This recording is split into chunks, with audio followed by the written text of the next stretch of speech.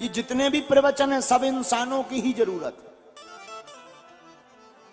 हनुमान जी एक बात तुमसे शिक्षा के लिए प्रार्थना करें।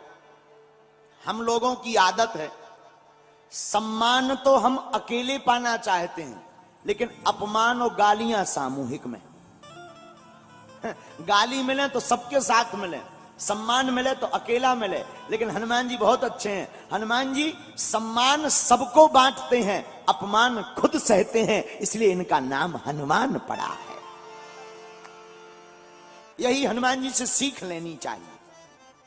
क्या कि सम्मान अकेले अकेले पाने से पचता नहीं है, अहम आ जाता। अहम मतलब ईगो। हनुमान जी से पूछा, आपने लंका जला दी, बहुत बलवान हो आप। हनुमान जी बोले, हमने नहीं जलाई। बोले किसने जलाई? हनुमान जी बोले 5 लोगों ने। राम जी बोले नाम बताओ। हनुमान जी बोले सीता के संताप ने, हे राम जी आपके प्रताप ने, ब्राह्मणों के श्राप ने, रावण के पाप ने और हमारे बाप ने लंका को जलाया है। राम जी बड़े मुस्कुराए। देखो ये कला है श्री वीर बजरंगबली जी के पास कि वो सम्मान अकेले नहीं पाना चाहते। सम्मान उन्हें प्राप्त हुआ है तो उन्होंने भगवान के चरणों में बांट दिया। यही गुणी व्यक्ति का गुण है कि कभी तुम्हें अगर धन्यवाद मिले तो अकेले पाकर के घमंड में भूल नहीं जाना चाहिए। अपने गुरुदेव और माता पिता के चरणों में उस सम्मान को सौंप देना चाहिए। आप निरंतर बढ़ते ही रहोगे। लेकिन एक बात हो, अभिमान आता कब है? जब हम ये सोच लेते कि हमने किया, तब अभिमान आता तो तभी है जब हमने किया। एक बार एक गांव में बैलगाड़ी चली जा रही थी। बैलगाड़ी के नीचे कुत्ता था जयसीनगर का। बैलगाड़ी के नीचे कुत्ता जयसीनगर का। लेकिन कुत्ता की पूंछ बैलगाड़ी में छुपी हुई थी। बैलगाड़ी चल रही थी, कुत्ता चल रहा था समान गति से, लेकिन बेचारी की पूंछ बैलगाड़ी में छुपी हुई थी। कुत्ता को लग रहा था बारे हम बैलगाड़ियां चला रहे। कुत्ता को लग रहा था बारे हम बैलगाड़ी चला रहे, लेकिन उसके अरमानों को चकनाचूर पानी तब फिर गया जब बैलगाड़ी के मालिक ने बैलों को निकाल दिया। बैलों को जैसे ही निकाला, सोई बैलगाड़ी नीचे धरी, सोई टाई टाई करते हुए कुत्ता फंस गए, चप गए। तब समझ में आया ये तो हमारा भ्रम था, चलाने वाला तो कोई और था। ऐसे ही हमारी जिंदगी में है, इस जिंदगी को चलाने वाले तो परमात्मा है, भ्रम हम लोग कर लेते हैं। ऐसे लोगों की दुर्दशा इस कुत्ते की भांति ही होती है। इसीलिए आज की कथा हमने बहुत विचित्र तरीके से प्रारंभ की। इसीलिए बहुत बड़ा कुछ हो जाए तो अभिमान में भूलना नहीं है, भगवान के स्वाभिमान में भूलना है, भगवान को धन्यवाद देना है।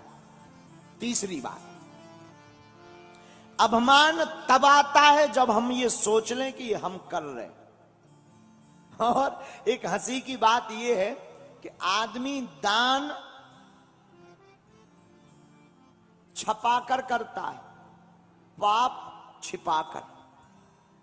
दान छपाकर करता है, पाप छिपाकर करता है। होना उल्टा चाहिए, दान छिपाकर करना चाहिए और पाप बताकर करना चाहिए। वैसे तो पाप नहीं करना चाहिए, लेकिन नहीं मानो तो कर लो, बता दो। बोलो सीताराम, जोर से कहो। लेकिन हम लोग 10 रुपया दान देते हैं। महाराज नाम बुलवा दो, नाम बुलवा, 10 रुपया दिए और नाम बोले, हाँ अगल बगल देखेंगे, हाँ हमने हमारा नाम है। एक आदमी ने गुप्त दान दिया मंच पे, वो कहा नाम मत बोलना, गुप्त दान। तो मंच संचालक ने कहा कि बहुत बड़ी प्रसन्नता की बात है, इस पंडाल में ऐसे भी लोग हैं। एक महाशय ने 1 लाख रुपए का गुप्त दान दिया है, उनको बहुत बहुत धन्यवाद, ताली बजाओ। लोगों ने तुम्हारी जैसी ताली बजा दी, जैसी तुमने अभी बजाई, लोगों ने ताली बजा दी। इन्होंने देखा कि हमने दान तो दे दिया, ताली भी बज गई, बहुत मजा आया। ये धीरे से संचालक के कान में गए और बोले एक बात और बोलो। क्या? एक बात और बोल दो। कहना जिन्होंने दान दिया है वो यहीं बैठे हैं। तो मंच संचालक ने बेचारे ने सोचा 1 लाख रुपया दिए, बोल दो क्या दिक्कत है।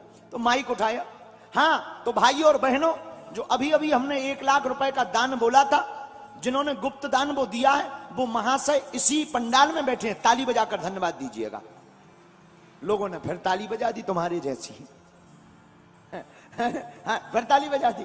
अब लेकिन इन्हें चैन ना पड़ी, तो जी फिर उठे और फिर कान में जाके बोले यार मजा नहीं आया, एक बात और बोल दो कि जिन्होंने वो गुप्त दान दिया है वो यहीं बैठे हैं, पंडाल में बैठे, मंच पे बैठे। मंच संचालक को गुस्सा तो आई, पर दानी है क्या करे।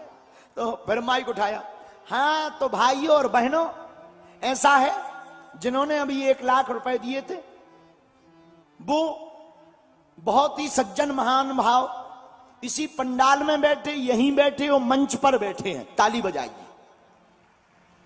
लोगों ने फिर ताली बजाई जैसी तुमने अभी बजाई। लेकिन इन्हें फिर चैन ना पड़ो, ये फिर गए, बोले कान में बोले एक बात और बोल दो। बोले क्या? बोले कह दो कि जो जिन्होंने गुप्त दान दिया वो मंच में बैठे हैं और लेफ्ट साइड में बैठे। तो जो संचालक था उसने थोड़ा चिड़चिड़ा करके कहा इससे अच्छा तो नाम ही बुलवा। बोले नहीं, गुप्त दान में नाम नहीं, गुप्त दान है, नाम नहीं। नाम तो बिल्कुल नहीं, गुप्त दान है, चेक लो पर गुप्त दान। संचालक ने कहा भाड़ में जाए, माइक पकड़ा, हाँ तो भाइयों और बहनों, जिन्होंने अभी अभी कुछ देर पहले 1 लाख रुपया गुप्त दान दिए थे वो यहीं हैं, पंडाल में हैं, मंच पे हैं और लेफ्ट साइड में बैठे, ताली बजाओ। लोगों ने फिर ऐसी ताली बजा दी, धीरे धीरे तालियां भी कम हो गई तुम्हारे जैसी। अब आदमी कब तक एक ही बात में ताली बजावे। लेकिन इन्हें लगो मजा नहीं आया, जी फिर उठे, फिर गए, बोले यार एक लास्ट बात और बोलो। मजा नहीं आया। बोले क्या? बोले कह दो जिन्होंने गुप्त दान दिया वो यहीं बैठे, पंडाल में बैठे, मंच पर बैठे, लेफ्ट साइड बैठे और मंच संचालक की कुर्सी से 4थे नंबर की कुर्सी पर है। अब बेचारा संचालक करे क्या, उसने फिर माइक पकड़ा, अब बुरे मन से माइक पकड़ा, हाँ तो अब क्या है भाइयों और बहनों, मजबूरी है, जो 1 लाख रुपया थोड़ी देर पहले बोले थे वो खाज बन करके चिपक गए, और जिन्होंने गुप्त दान दिया था वो यहीं है, पंडाल में है, मंच पर है, लेफ्ट साइड में है, और हमसे 4थे नंबर की गिनती वाले भाई साहब हैं लाल शर्ट में। सो नाराज हो गए, अरे यार तुम्हें हमारा शर्ट बतानी चाहिए, गुप्त दान था, आदमी पहचान नहीं जाएंगे।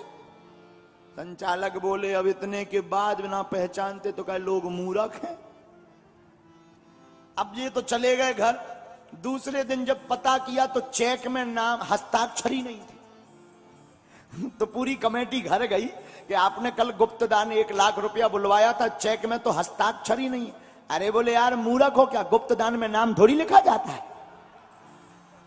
वो तो गुप्त दान है, गुप्त दान में नाम थोड़ी लिखा जाता है। गुप्त दान में अगर नाम लिख गया तो गुप्त दान किस बात का। मंडली बोली जय हो तुम्हारी। बाद में पता चला वो जैसी नगर के। ये तो विनोद है, ऐसे नहीं। जैसी नगर के लोग होते बहुत अच्छे हैं, यहाँ की श्रद्धा, यहाँ का समर्पण बड़ा अद्भुत है। अगर सागर जिले में आस्था और भक्ति को देखना है तो आओ कुछ दिन गुजारो जैसी नगर के लोगों के साथ। लेकिन इस कथा का मतलब क्या है? हम लोग दान भी करते हैं तो नाम के लिए। हम आपको समझाना ये चाह रहे आज की शुरुआत में, सत्कर्म को छिपाना चाहिए। धोखे से अगर दुष्कर्म हो जाए उसको बताना चाहिए। ऐसा जो करता है वही गुणवान होता है,